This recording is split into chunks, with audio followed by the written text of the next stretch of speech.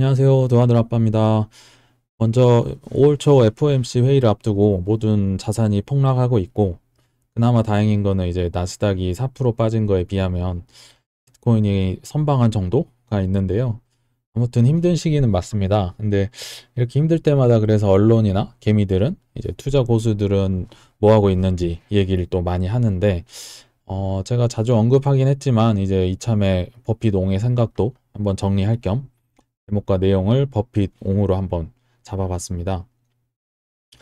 그래서 일단 본론 들어가기 앞서서 뭐 악재 뉴스들, 뭐 좋은 뉴스들 잠깐 살펴볼 텐데, 먼저 더 이상 뭐 나빠질 게 없을 만큼 안 좋은 상황에 안 좋은 뉴스들부터 한번 봐보시면, 일단 미국 개미들의 59%가 하락장이 올 거라고 예상을 하고 있습니다. 그러니까 투자 심리가 금융위기 이후에 지금 최악인데요. 또 15만 명이나 되는 분들한테 물어봐서 이 통계가 신뢰도 나름 가고요. 뭐 월가도 약세장이 계속된다고 하고. 근데 이럴 때가 이제 투자 매수 하시기 굉장히 좋은 시기인데 뭐 항상 힘들죠. 투자는 이래서. 어찌됐든 심리 지표는 지금 완벽한 매수 시기고 저점 신호다고 보시면 좋을 것 같고요. 중국은 제가 너무 얘기를 많이 했지만 혹시나 제조업 경기 2년 만에 최악이다. 봉쇄 쇼크가 온다. 그래서 4월 제조업 지수 PMI가 47.4%, 이게 50 밑으로 확 떨어져 버렸고, 뭐 베이징이네 뭐 상해네 계속 막고 있고 확진자 증가하고 있어서 외식도 금지, 뭐 병원도 뭐 금지. 뭐 게다가 이제 노동절 연휴를 앞두고 방역을 강화하고 있어요. 이게 대목인데 못 가게 하면은 앞으로 더 안 좋아질 거다. 그래서 중국이 앞으로 정말 꺼낼 카드가 몇 개 남지 않았는데 그것도 한번 천천히 지켜보시면 좋을 것 같고요. 일단 중국은 굉장히 힘든 상황입니다. 그리고 거품 꺼진 가상시장 재테크 암흑기 온다. 지금 뭐 비트코인뿐만 아니라 모든 자산이 다 떨어지고 있어요. 유동성 잔치가 이제 끝나면서 주식, 뭐 비트코인, 뭐 부동산 뭐 다 떨어지고 있다. 그래서 손실매물 대체 투자처가 사라지고 있다.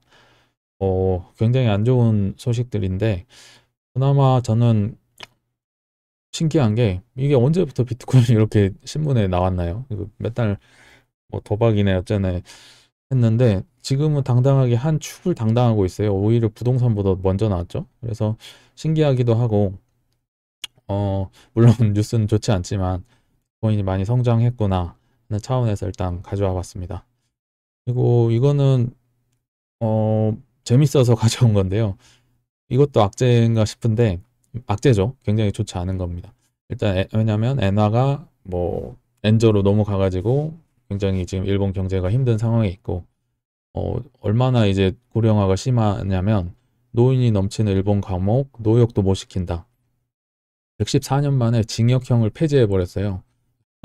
굉장히 놀라운 건데 그 어르신들은 강제 노역 대신에 재활 훈련을 시킨답니다. 왜냐하면 너무 늙어버리셔갖고 65세 이상의 비율이 뭐 2.1%에서 지금 22.8%로 10배가 늘어가지고 어, 노역을 감당하기가 힘들다. 보내지 말라 감옥으로. 이 정도로 굉장히 안 좋아졌어요. 그래서 이 인구가 줄고 그리고 고령화가 된다는 자체도 굉장히 안 좋은 뉴스고 게다가 이제 우리나라도 한국도 이제 뭐 이렇게 드러내놓고 심각해지진 않지만 결국은 일본을 항상 따라갔으니까 좀 심각하게 생각을 할 필요가 있어서 이것도 한번 가져와 봤습니다. 근데 좋은 뉴스들도 몇 개 한번 말씀드려보면 일단은 이 추경호 재무부 장관 그리고 부총리 후보님께서 어, 주식 양도세 2년 시행을 유예하고 가상자산 선정비 후 과세. 그러니까 뭐그 공약했던 거 윤석열 대통령이 공약했던 걸 이제 슬슬 실시를 하려고 하고 있고요. 뭐 주식 시장엔 엄청난 호재죠. 금융투자 소득세 2년 시행을 유예하고 증권거래소도 인하가 필요하다.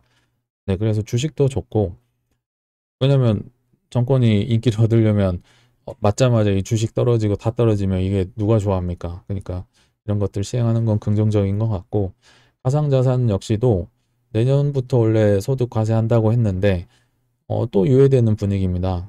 그 이유는 이제 현재 거래 투명성, 안정성 확보, 소비자 투자자 보호 등이 문제가 많이 제기되고 있는데 재정비 먼저 하는 게 맞지 세금부터 걷는 게 맞냐?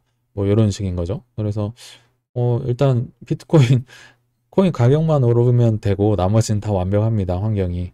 뭐 세금도 안 낼 수 있는 환경이 조성이 되고 있으니까 언제쯤 오를 수 있을지 그것도 한번 지켜보시면 될 것 같고, 되게 소리 소문 없이 넘어간 호재가 있는데, 두 번째 비트코인 법정화폐 채택국이 나왔었죠. 중앙아프리카였고, 어, 근데 일단 이것도 한번 정리를 하고 뭐 시세는 전혀 변동이 없었지만 굉장히 의미가 있어서 제가 가져왔고요. 조금 공부를 해서 가져왔고, 중앙아프리카 공화국이 있는지도 몰랐어요.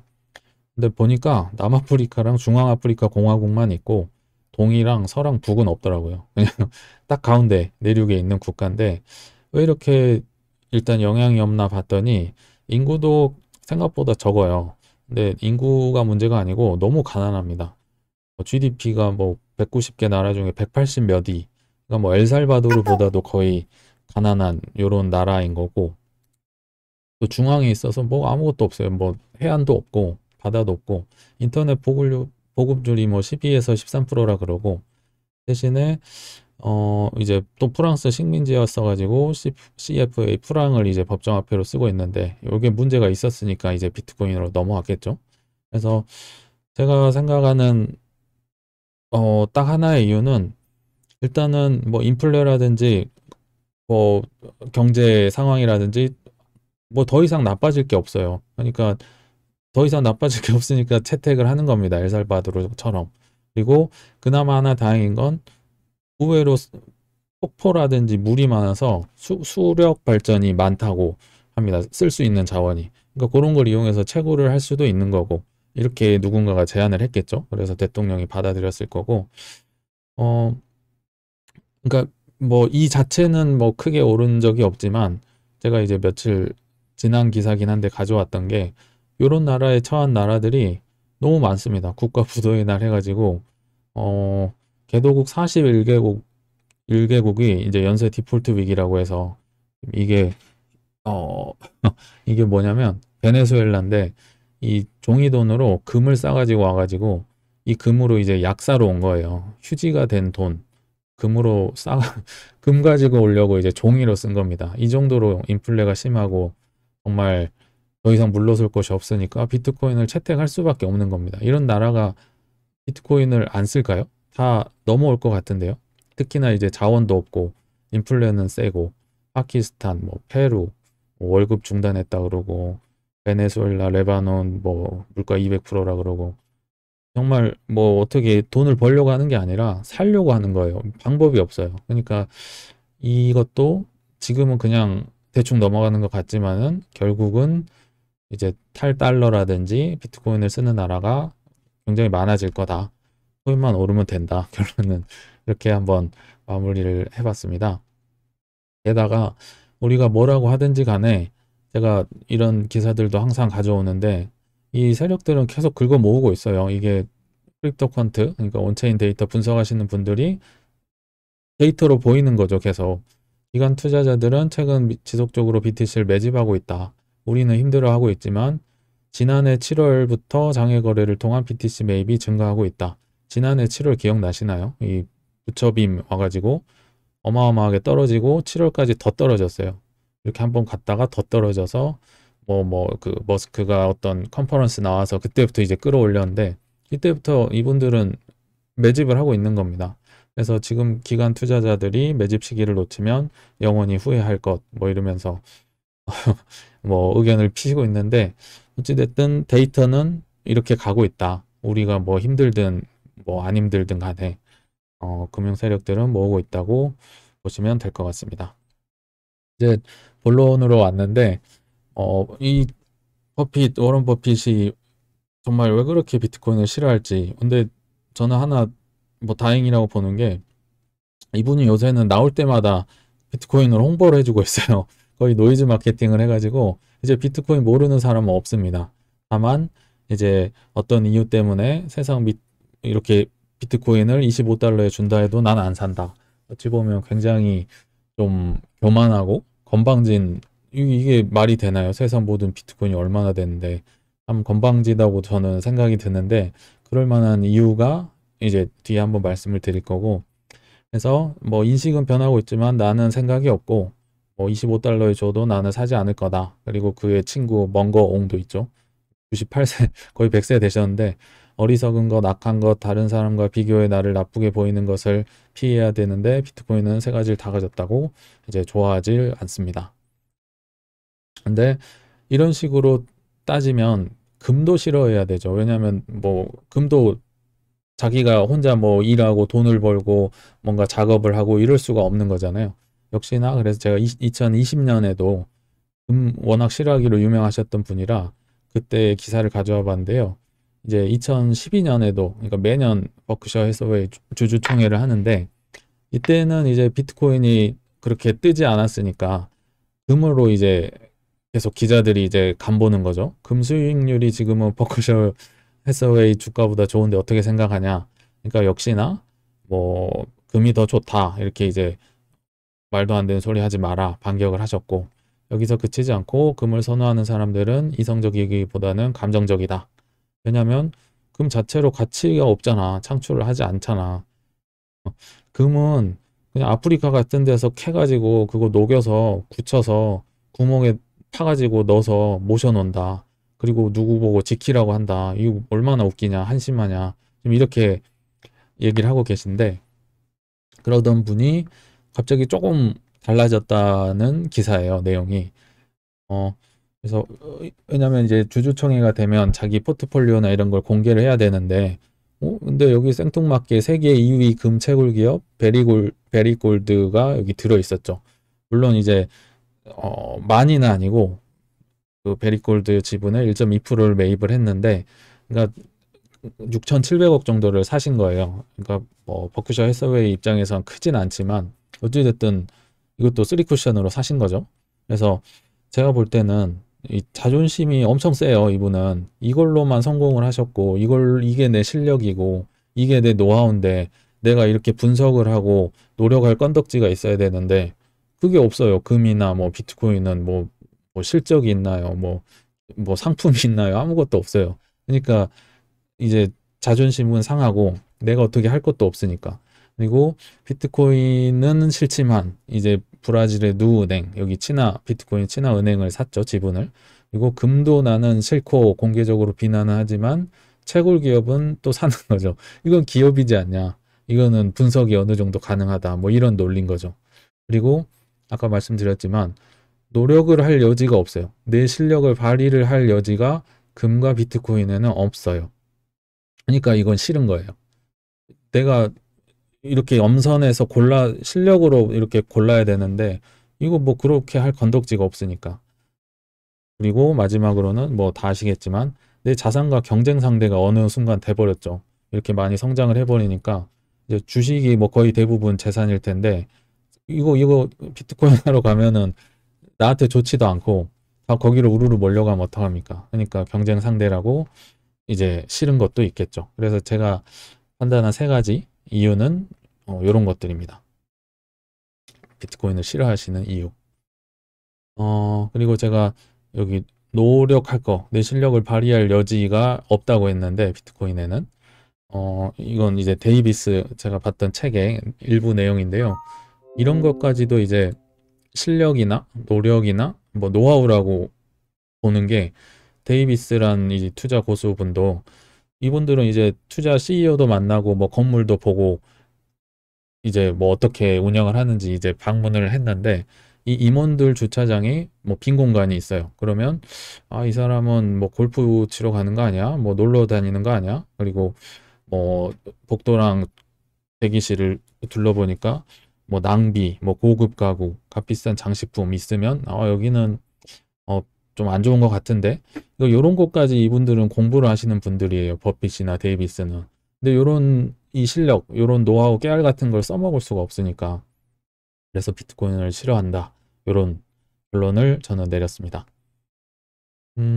그래서 일단 방향성도 한번 버핏 옹의 이런 뭐 기사들 여기 뒤에는 있는데 한번 결론을 내려보면 우리의 관심사는 이제 하반기에 한번 불태울 수 있을까 없을까 이거 지금 계속 고민하고 있잖아요. 저도 뭐 7, 8월쯤에 한번 오지 않을까 생각을 했는데 일단 한국도 대출을 계속 권장을 갑자기 하고 있어요. 주택담보는 35에서 40년으로 늘었고 신용대출을 10년짜리가 등장을 했다는데 이자는 늘어나지만 DSR 낮아져 대출 한도 증가. 이게 굉장히 위험한 거죠. 이자가 늘어나는데 더 빌려줘요. 그러니까 위험성을 오히려 권장하고 있는.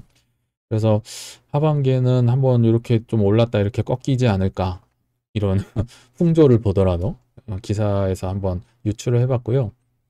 버핏의 기사를 하나 또 가져와 봤는데 1분기 주식을 이제 주주총회를 했잖아요. 버크셔 해서웨이가. 근데 1분기 주식을 64원을 지금 가지고 있다. 굉장히 많이 산 겁니다. 버크셔 해서웨이가 6분기 만에 이제 그 순매수. 그러니까 지난 5분기는 계속 올랐으니까 매도 하다가 순매수를 했는데 굉장히 많이 샀어요. 뭐 쉐브론이나 기술주 대거 매입을 했고 여기 보시면 보유 현금이 1470억에서 1063억으로 엄청 줄었고 이제 본인의 주식은 많이 늘었고 포트폴리오가 늘었고 그러니까 버핏의 1분기 현찰 비중이 한 13.6% 정도 된다 그러고 굉장히 낮은 겁니다. 현찰이. 그리고 버크셔의 현찰 비중은 20%를 하회한 거는 5년 만에 처음이라고 합니다. 왜 이분이 현금이 그렇게 없을까요? 이렇게 많이 샀고 그것도 하반기쯤에는 이분이 한 번은 불쇼를 예상을 하고 그런 게 아닌가. 뭐 떨어진다 하면 도망가셔야지 이렇게 사는 게 아니고. 그래서 이 기사와 함께 하반기 한 번은 불태울 수 있지 않을까 한번 조심스레 유출을 해봤습니다. 그리고 마지막으로 이제 저점 근처에서 부자들이 뭘 하고 있는지를 봐야 됩니다. 보고 배워야 되고 우리랑 다르거든요, 부자들은.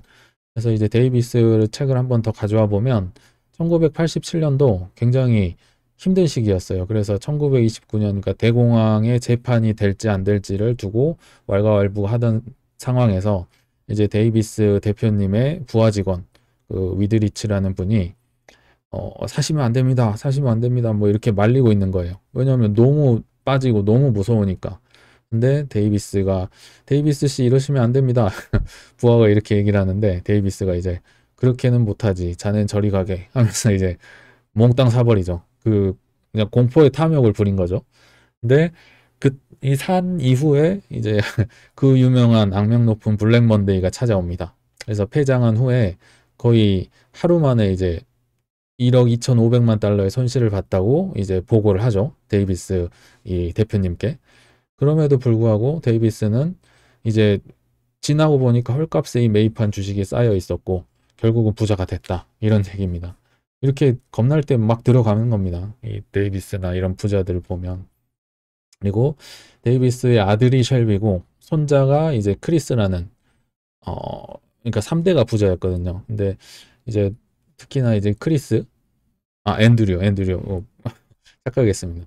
앤드류 손자가 너무 힘든 거예요. 자기도 이제 부동산 투자도 하고 기술 종목도 투자를 했는데 이제 아버지 쉘비한테 그래서 찾아갑니다. 지금 완전 멘탈이 나갔거든요. 그래서 그 힘들다는 73년, 74년에 쉘비가 이제 아버지가 살아남았던 비결, 이 폭락장에서 이걸 궁금해서 힘들게 찾아가는데 아버지의 대답이 그냥 참고 견뎌라 하고 그냥 가셨습니다.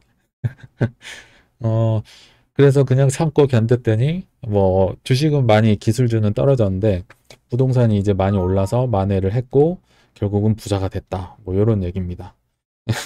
부자들이라고 별 수 있나요? 다 똑같습니다. 그냥 참고 견디셨습니다. 그래서 부자가 됐다는 이야기였고요. 실화입니다. 다. 안 좋을 때는 부자 형들, 그럼 한국에 있는 형님들은 뭐 하고 계시나?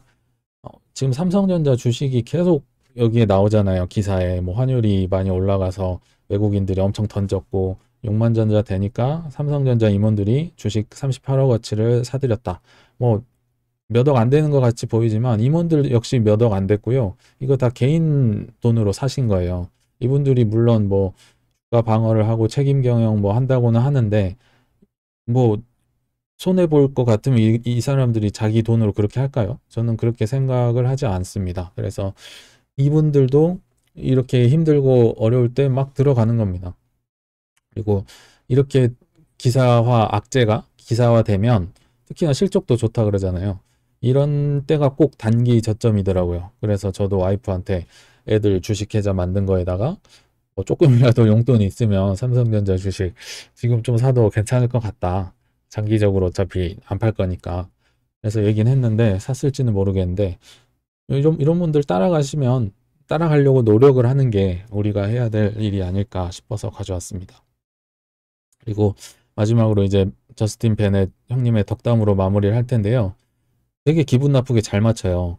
차티스트인데 그리고 한 달 전에 결혼하셔가지고 되게 행복한 날을 보내고 계신데 일단 이번에 떨어지는 것도 잘 맞추셨고 그래서 이제 5월 1일자 트윗을 또 가져와 봤는데 마켓은 이제 기대가 된다 지금은 스탁 마켓이 이제 5월 4일에 FOMC 회의 결과를 앞두고 있는데 더 떨어질수록 이게 거의 중장기적인 저점이 될 거고 그 이유는 이제 패드의 매파적인 성향을 막아줄 것이다.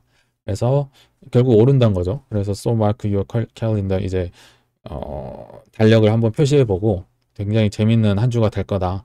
이 형은 이제 오른다고 보시는 거죠. 그래서 긍정적인 얘기도 해야 되니까 이렇게 베넷 형의 트윗을 가져와 봤고요.